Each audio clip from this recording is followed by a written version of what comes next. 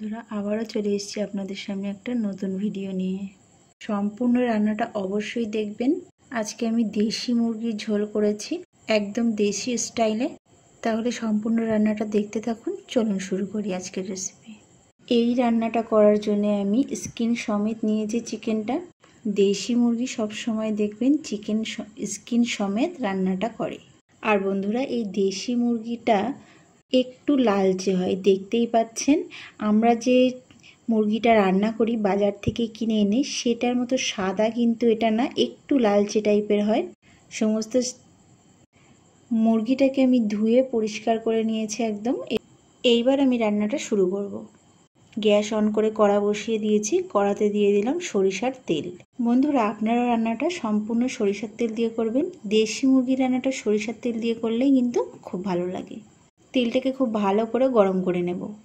এবার আমি আলুগুলো ভাজা করে নেব। আপনারা চাইলে আলুটা স্কিপ করতে পারেন, কিন্তু দেশি মুরগির রান্নাতে আলু হলে কিন্তু খুবই ভালো লাগে, তাই আলুটা দেওয়ার চেষ্টা করবেন। আর যারা আলু পছন্দ করেন না তারা স্কিপ করতে পারেন। আর এখানে আমি 4টে আলু নিয়ে নিয়েছি। 4টে আলুকে অর্ধেক করে কেটে নিয়েছি। এবার ভাজা করে নেব খুব ভালো করে। আর তার সঙ্গে দিয়ে দেব লবণ ও হলুদ। আলুগুলোকে গোল্ডেন ব্রাউন করে ভাজা করে নেব। এই যে দেখুন হয়ে গিয়েছে আমার ভাজা করা। এবার তুলে নেব।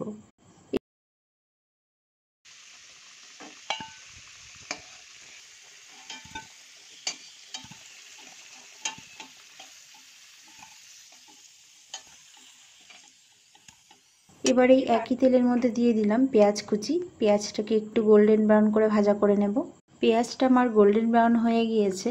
এবার দিয়ে দেব আদা ও রসুন বাটা। তারপর দিলাম কাঁচা লঙ্কা বাটা, আর দিলাম ধনে গুঁড়ো ও জিরে গুঁড়ো, আর দিলাম শুকনো লঙ্কা গুঁড়ো। আর বন্ধুরা এখানে যদি আপনাদের কাছে কাশ্মীরের রেড চিলি পাউডার থাকে তাহলে সেটাও দিতে পারেন। এবার মশলাটাকে সামান্য একটু নেড়ে চেড়ে নেব। তারপর দিয়ে দেব সামান্য একটু লবণ। আবারও একটু নেড়ে চেড়ে দিয়ে দিলাম হলুদ গুঁড়ো। এইবার মশলাটাকে খুব ভালো করে 2 থেকে 3 মিনিট কষিয়ে নেব। 3 মিনিট কষানোর পর ফিরে আসলাম।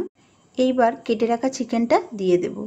এইবার খুব ভালো করে চিকেনটার সঙ্গে মশলা মাখিয়ে নেব আর একটু কষিয়ে নেব। 2 থেকে 3 মিনিট খুব ভালো করে কষিয়ে নেব। দেখুন আমার কষানো হয়ে গিয়েছে। এইবার চিকেনটাকে আমি কুকারে সিটিতে বসিয়ে দেব। আপনারা চাইলে সম্পূর্ণ রান্নাটা কড়াতেও করতে পারেন। যেহেতু এটা দেশি মুরগি, তার জন্যে আমি কুকারে রান্নাটা করব। দেশি মুরগিটা কিন্তু একটু শক্ত হয়, তাই কুকারে রান্নাটা যখন করবেন আপনি খুব তাড়াতাড়ি আপনার রান্নাটা হয়ে যাবে। আর যদি কড়াতে করতে চান সেক্ষেত্রে কিন্তু টাইমটা বেশি লাগবে। তাই আজকে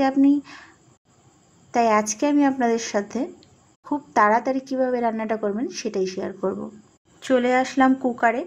দিয়ে দেব সামান্য একটু তেল। এখানেও আমি সরিষার তেল ইউজ করেছি। যেহেতু আমি তেলটা আগে দিয়েছি তার জন্য অল্প দিলাম। তেলটাকে একটু গরম হতে দেব। তেলটা গরম হয়ে গেলেই দিয়ে দেব এলাচ, লবঙ্গ, একটা তেজপাতাকে 2 টুকরো করে দিয়েছি, আর দিয়ে দিলাম দালচিনি। সামান্য একটু নাড়িয়ে নিয়েই দিয়ে দিলাম টমেটো কুচি। টমেটোটা দিয়ে 2 মিনিট নাড়িয়ে নেব। নাড়ানো আমার হয়ে গিয়েছে। এইবার কষিয়ে রাখা চিকেনগুলোকে আমি দিয়ে দেব। বন্ধুরা এইভাবে রান্নাটা করবেন, আপনার রান্নাটা কিন্তু খুব তাড়াতাড়ি হয়ে যাবে। আর আশা করি আমার রান্নাটা আপনাদের খুব ভালো লাগবে। আপনারা এইভাবে রান্নাটা করবেন, করে আমাকে কমেন্টে জানাবেন আপনাদের কেমন হয়েছে। আর বন্ধুরা ভিডিওটা যদি ভালো লেগে থাকে অবশ্যই চ্যানেলটাকে সাবস্ক্রাইব করে আমাকে সাপোর্ট করতে ভুলবেন না। সম্পূর্ণ চিকেনটা দেওয়া হয়ে গিয়েছে। এতক্ষণ পর্যন্ত কিন্তু আমি লবণ ইউজ করিনি। এইবার লবণটা দিয়ে দেব। অবশ্যই লবণটা স্বাদ বুঝে দেবেন। তারপর দিয়ে দিলাম জল। জলটা দেওয়ার পর একটু নাড়িয়ে নেব। এইবার কুকারের ডাঁড়াটা বন্ধ করে 4টে সিটি হওয়ার জন্য বসিয়ে দেব। 4টে সিটির পর ফিরে আসলাম। এইবার ভেজে রাখা আলুগুলো দিয়ে দেব। আলুগুলো দেওয়ার পর একটু নাড়িয়ে নেব। বন্ধুরা আগেই বলেছি যদি আপনাদের আলু খেতে পছন্দ না হয় সেক্ষেত্রে আলুটা স্কিপ করতে পারেন। আর এরই সঙ্গে দিয়ে দিলাম সামান্য একটু জল। যেহেতু আমি দেশি মুরগির ঝোল রান্না করছি তার জন্য জলটা আরেকটু দিলাম। তারপর দিয়ে দিলাম চিকেন মশলা 1 চা চামচের মতো, আর দিলাম 1/2 চা চামচ গরম মশলা।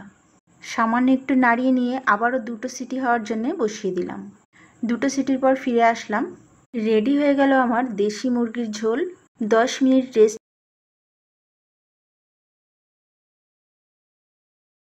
10 মিনিট রেস্টে রেখে দেবো ডালাটা বন্ধ করে। তারপর সার্ভ করার জন্য রেডি। 10 মিনিট পর ফিরে আসলাম। রেডি হয়ে গিয়েছে আমার দেশি মুরগির ঝোল। বন্ধুরা, এটা খেতে অসাধারণ হয়েছিল আর দেখতে তো খুবই সুন্দর লাগছে। আশা করি নিশ্চয়ই আপনাদের ভালো লেগেছে ভিডিওটা। ভালো লেগে থাকলে অবশ্যই লাইক, কমেন্ট, শেয়ার করতে ভুলবেন না। দেখা হচ্ছে নেক্সট ভিডিওতে।